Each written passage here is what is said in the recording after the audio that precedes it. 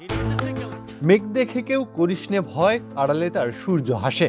দ্বিতীয় সেশনে ভরাডুবির পর যখন শঙ্কার মেঘ ঘনীভূত হয়েছিল বাংলাদেশের আকাশে, তখনই রোদের আলো হয়ে এলেন লিটন কুমার দাস। দিন শেষে বাংলাদেশকে বাঁচিয়ে রাখলেন ম্যাচে। সিলেট টেস্টে আত্মবিশ্বাসী বাংলাদেশের সামনে পাকিস্তানের লড়াইটা ঘুরে দাঁড়ানোর সেই প্রত্যয় নিয়ে টস জিতে বাংলাদেশকে ব্যাটিংয়ের আমন্ত্রণ জানায় সফরকারীরা।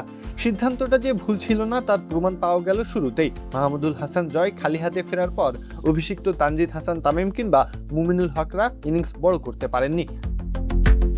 94% চিনিযুক্ত অরেঞ্জ ড্রিঙ্কস না, নিন জিরোক্যাল অরেঞ্জ ড্রিঙ্ক পাউডার। মধ্যাহ্নভোজে যাওয়ার আগে অবশ্য কিছুটা ধাক্কা সামলে নিতে শুরু করেছিল বাংলাদেশ। তবে বিপত্তি শুরু বিরতির পর থেকে।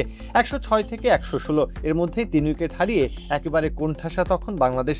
117তেই নেই 6 উইকেট। 150 পার করা তখন অলীক স্বপ্ন হয়ে দাঁড়িয়েছে।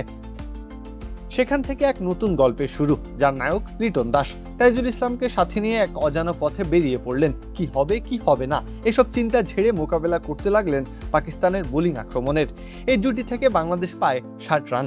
এরপর তাসকিন আহমেদের সাথে 38 আর শরীফুল ইসলামের সাথে 64 রানের জুটি গড়েন লিটন। ক্যারিয়ারের 6 নম্বর শতকটা তুলে নেন তিনি। দল যখন ঘোরতর বিপদে তখনই পাওয়া যায় তাকে।